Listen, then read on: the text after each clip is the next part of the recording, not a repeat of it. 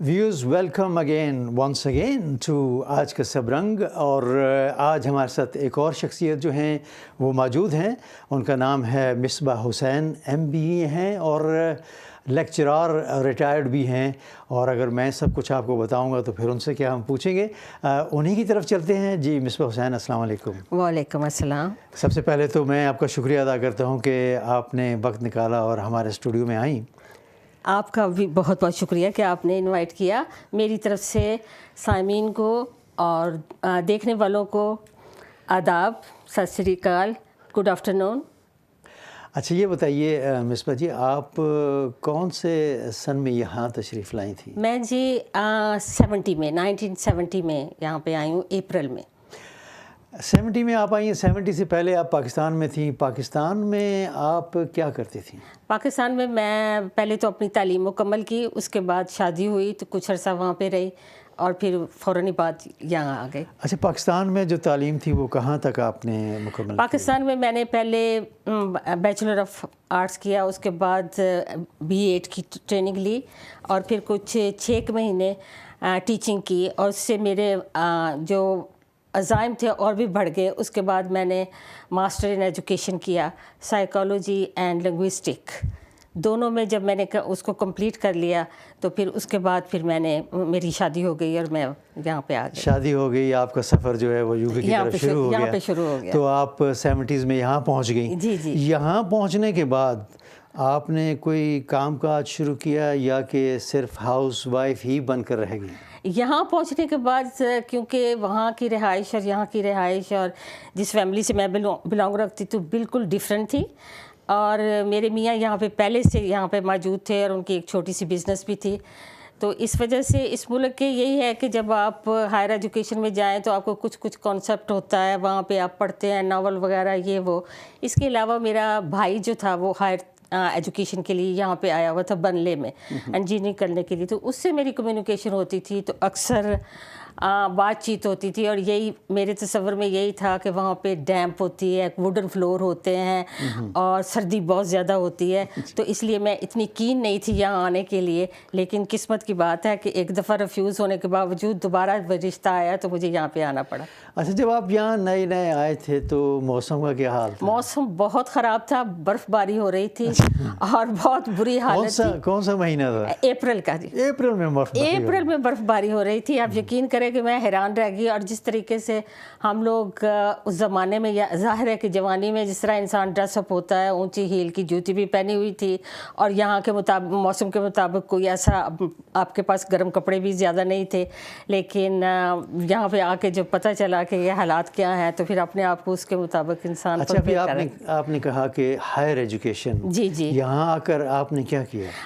यहाँ आके जब मैंने देखा कि मेरे घर में बैठना जो है वो मेरे लिए बहुत मुश्किल था, क्योंकि बचपन से आप 16 साल मैट्रिक करते हैं, फिर FA, फिर BA, प्रोसेस जो है चलती जाती है। तो इतनी तालीम हासिल करने के बाद घर में बैठना मेरे लिए बहुत मुश्किल था। और जब मैं यहाँ आई हूँ तो एक छोटा सा टेरेस का घर था मेरे मियाँ के पास और छोटी सी बिज़नेस थी। तो मैंने बिज़नेस जो थी वो इंग्लिश लोग चलाते थे क्योंकि खाना पीना उनके स्टाइल का था। तो वहाँ तो मैं काम पे नहीं जा सकती, लेकिन मैंने कहा कि मैं पेपर वर्क संभालूँगी और आपके बाकी जो काम जो ऊपर के काम होते हैं ना वो मैं संभालूँगी। और रोज़ मैं जाके उसको टिल को खाली करके उसका अकाउंट हिसाब किताब करके रोल को बदलना, उसको करना, ये मैं थोड़ा बहुत कर लूँगी। और इसके साथ ही मैं आगे यहाँ पे एजुकेशन लेना चाहती थी कि मैं यहाँ से PhD या कोई और कुछ कर सकूँ। लेकिन इसी दौरान में मैं प्रेग्नेंट हो गई और मेरे पहले बच्चे की पैदाइश 1971 में हुई। और फिर उसके बाद फिर उसी दौरान में मेरी मुलाकात नाइजर एज हॉस्पिटल में اکثر اپنے لوگوں سے ہوئی جو میر پور کمیونٹی سے تعلق رکھتے تھے. تو عورتیں جب وہاں پہ آتی تھیں بھائی, تو ان کے ساتھ اتنے چھوٹے چھوٹے بچے ہوتے تھے جو انٹرپریٹیشن کرتے تھے, اور اس سے میرا دل اس قدر دکھا کہ مجھے بعض اوقات تو میں رونے لگ جاتی تھی کہ ہماری یہ حالت ہے کہ یہ بچوں کو ساتھ لے کے آتی ہیں. تو میں نے اپنی خدمت پیش کی کہ میں آپ لوگوں کے لیے انٹرپریٹیشن کروں گی, جب بھی کسی کی اپائنٹمنٹ آئے گی تو میں آپ پہنچ جاؤں گی. اور یہ سلسلہ میرا جو والنٹیئر کام کا ہے نا, وہ وہاں سے 1971 سے شروع ہوا. اور پھر یہ بڑھتا بڑھتا یہ ہے کہ والنٹیئر ٹیچنگ آف انگلش تھی ایک ایسوسیشن, ان کے ساتھ میں نے کام کرنا شروع کر دیا ایز اے والنٹیئر. اور اس زمانے میں کونسل کی طرف سے ایک بس پرووائڈ کی جاتی تھی جہاں پہ کیچمنٹ ایریا ہے, جہاں کے پاکستانی اور ایتھنک مائنورٹی کے لوگ ہیں, وہاں بس کھڑی ہوتی تھی, نیچے کی منزل پہ کریش ہوتا تھا اور اوپر ہم لوگ بیٹھ کے انگلش پڑھاتے تھے. ایک میں تھی اور ایک میرے ساتھ ایک اور انگلش عورت تھی, میرلین. تو وہاں سے پھر اس طرح کرتے کرتے میری آپ نے اپنی جو ہائر ایجوکیشن ہے وہ کہاں تک کی, کیسے؟ میں نے آپ کو بتایا کہ میں نے M Ed master in education یہاں پہ نہیں پاکستان میں کی, یہاں پہ آپ نے کچھ یہاں پہ آ کے میں نے 1989 میں نے پولی ٹیکنک ہڈرسفیلڈ سے پھر ڈپلوما لیا ایجوکیشن میں, فردر اینڈ ہائر ایجوکیشن.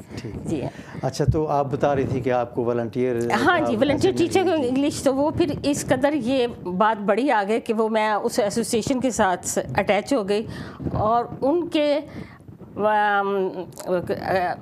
ان کے نیٹ ورک کے ساتھ ہی ملتے ملتے میری ملاقات ایجوکیشن ڈپارٹمنٹ کے چیف ایگزیکٹو سے ہوئی. وہ ایک عید پارٹی پہ وہ مجھ سے بات کر رہے تھے, تو وہ کہنے لگے کہ why not you do the job. I said if you can offer me the job I will be welcome it. تو اس طرح آپ یہ سمجھیں کہ میں جاب کی فیلڈ میں آئی. سو آپ ٹیچنگ کی فیلڈ میں اس طرح پہنچی؟ ٹیچنگ کی فیلڈ میں اس طرح پہنچی. اور پھر یہ ہے کہ ٹیچنگ کے لیے اس نے مجھے یہ کہا کہ ٹیچنگ فی الحال ہم اسکول میں اور کالج میں اس طرح نہیں دے سکتے, پہلے آپ اپنی عورتوں کو اکٹھا کریں.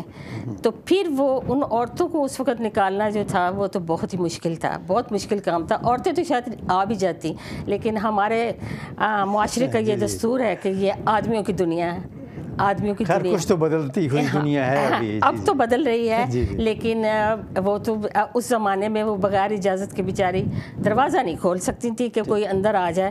تو اس طرح کر کے تو پھر عورتوں کی تعلیم کو اٹریکٹ کرنے کے لیے میں نے ان کے دلچسپی کی خاطر یہاں پہ کورس کیے آرٹ اینڈ ڈیزائن میں, اور پھر میں نے ڈفرینٹ کلاسز شروع کی اور ڈفرینٹ کورسز ڈیزائن کیے جس میں انگلش تھرو ڈفرینٹ سبجیکٹ کے آپ پڑھا سکیں. اچھا, ٹیچنگ میں آپ نے صرف عورتوں کو پڑھانا شروع کیا یا کہ اسکول میں جا کر بچوں کو؟ نہیں, اسکول نہیں, یہ تو فردر اینڈ ہائر ایجوکیشن تھی. کالج سر شیفیلڈ کالج میں نے بزنس اسٹڈی بھی پڑھائی ہے, اور اس کے علاوہ میں نے لائف اسکل پڑھائی جس میں مکس کلاسز ہوتی تھی ساری.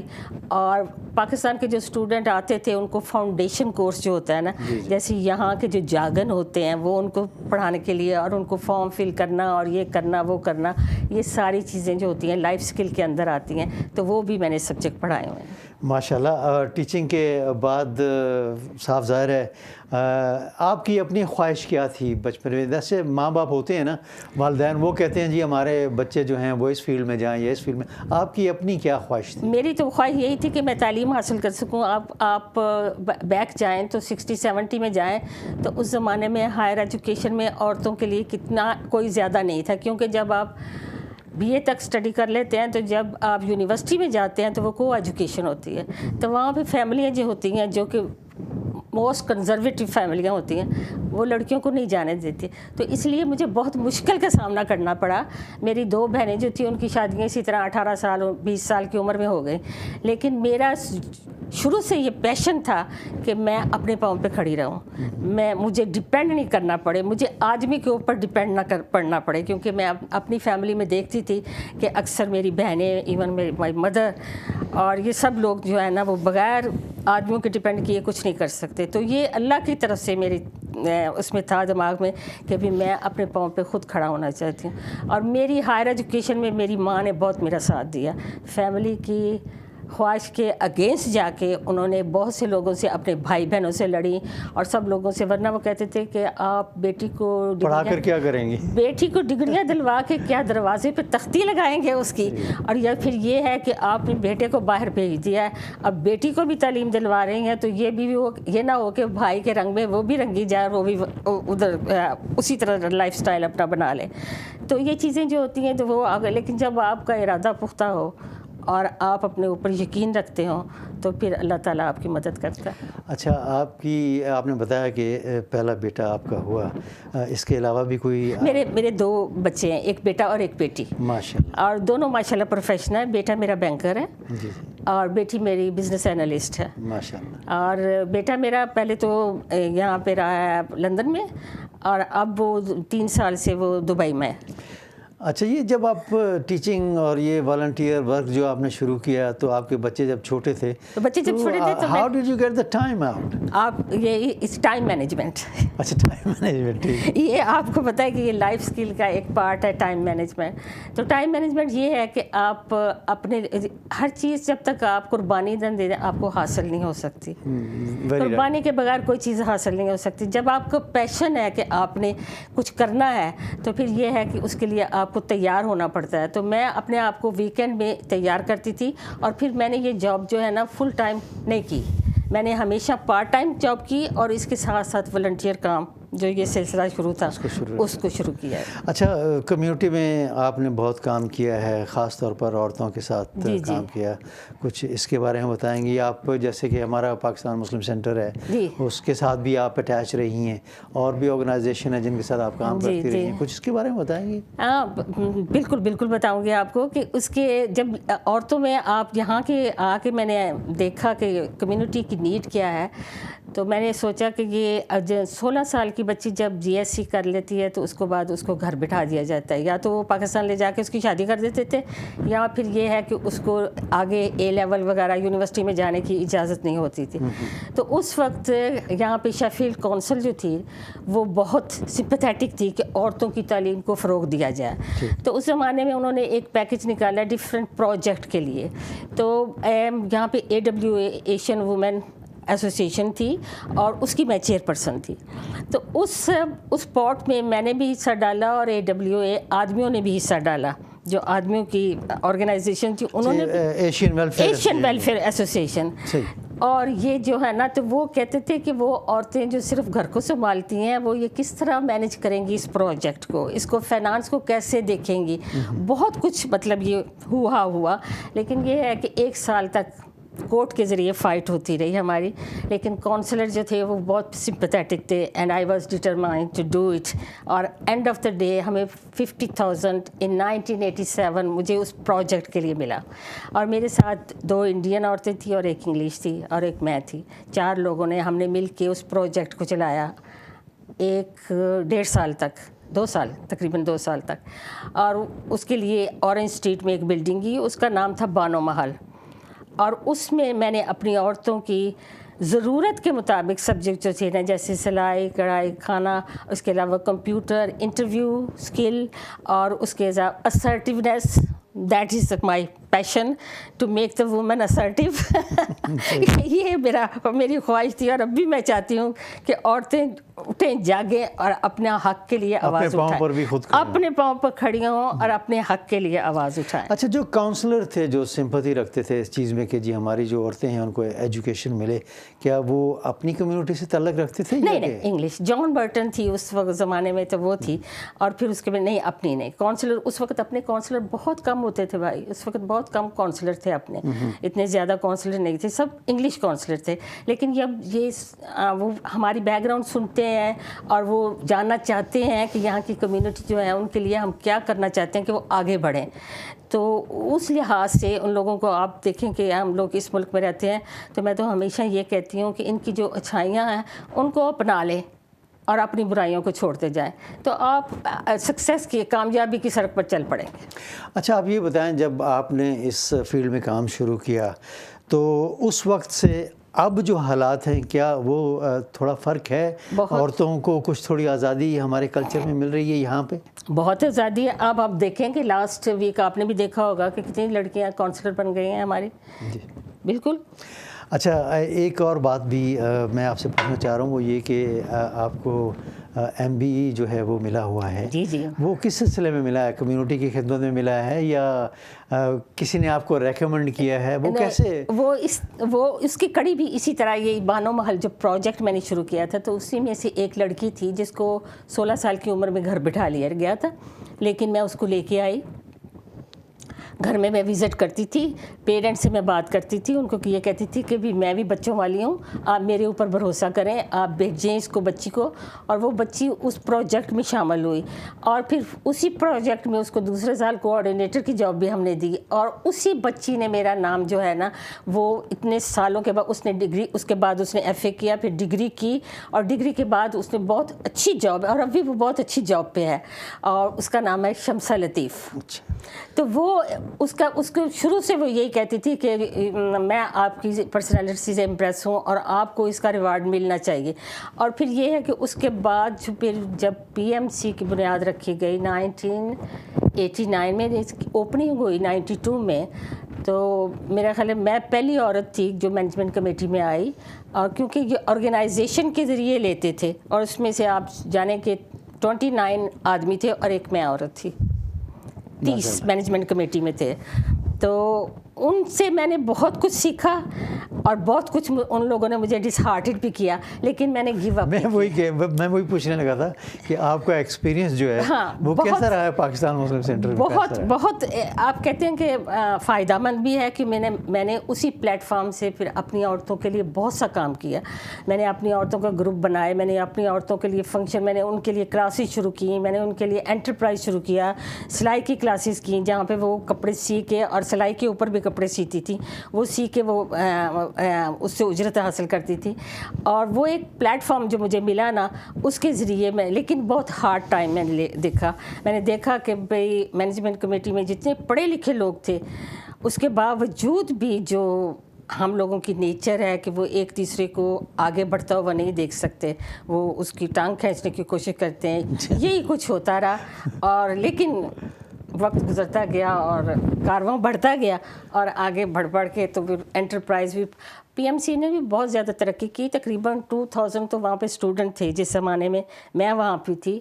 اور میں نے اس سلسلے میں بہت سے کورسز وہاں پہ ڈیزائن کیے، چائلڈ کیئر کا کورسز ڈیزائن کیا، عورتوں کی اس کی کیا نام ہے اسسٹنٹ ٹیچنگ کا، کوکنگ کا، اور انٹرپرائز کس طرح آپ اپنی بزنس سیٹ کر سکتی ہیں اور کس طرح اس سے فائدہ حاصل کر سکتی ہیں، یہ سارے کورسز وہاں پہ رن کیے. اور پھر میں وومن گروپ کی چیئر پرسن تھی. اس کے علاوہ الیکشن وہاں پہ ہوتے تھے تو اس میں بھی میں کھڑی ہوئی. پھر ایک زمانے میں نے ٹریجر کا رول بھی ادا کیا جو کہ بہت مشکل تھا.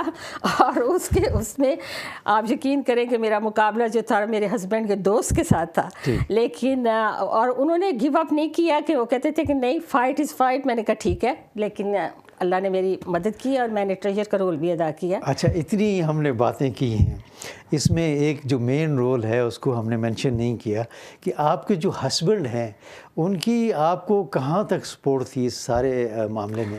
آپ یہ سمجھیں کہ میری بیک پہ میرے ہسبینڈ کی اگر سپورٹ نہ ہوتی تو میں آج یہاں تک نہ پہنچتی، کیونکہ میں جس فیملی سے آئی تھی تو آپ یہ کہہ لیں کہ بگڑے ہوئے بچے جو ہوتے ہیں نا وہ تھی. لیکن کام کرنا مجھے بالکل نہیں آتا تھا، صرف سوائے تعلیم کے. اور میں کسی حد تک نہ کسی چیز میں بھی، مجھے جیسے گھر خانہ داری، کچن میں کھانا پکانا، یہ کرنا وہ کرنا، میں کچھ نہیں جانتی تھی. لیکن میرے ہسبینڈ کی نیچر کی وجہ سے میرا اس ملک میں گزارا ہوا، کیونکہ میری تو ہنڈیاں اکثر جل جاتی تھی، وہ اٹھا کے بن میں پھینک دیتے تھے. وہ کہتے کوئی بات نہیں، آملیٹ میں بناتا ہوں، تم بھی کھاؤ اور میں بھی کھاؤں. اچھا، چلیں ٹھیک ہے. مطلب ہے کہ انہوں نے آپ کو ہر مسئلے میں مجھے سپورٹ کیا. اچھا، یہ بتائیے کہ آج کل کے جو اسٹوڈنٹس ہیں یہاں پہ، یقیناً آپ کے بچے بھی اسکول میں گئے ہوں گے اور اتنا انہوں نے تعلیم بھی حاصل کی ہے اور اچھی نوکریاں بھی کر رہے ہیں، لیکن آج کل کے جو بچے اسکولوں میں ہیں کیا وہ اپنے ٹیچرز کی رسپیکٹ کرتے ہیں؟ نہیں، بالکل نہیں. اس لیے کہ کیا وجہ ہے؟ اس کی وجہ یہ ہے کہ جب رسپیکٹ جو ہوتی ہے وہ بھائی گھر سے شروع ہوتی ہے. آپ کی ہم لوگ پاکستان میں بیک اگر دیکھیں تو جوائنٹ فیملی تھی، یہاں پہ انڈیپینڈنٹ ہے، سب انڈیپینڈنٹ ہے. اور سب سے بڑا لفظ جو یہاں پہ استعمال ہوتا ہے، نن آف یور بزنس.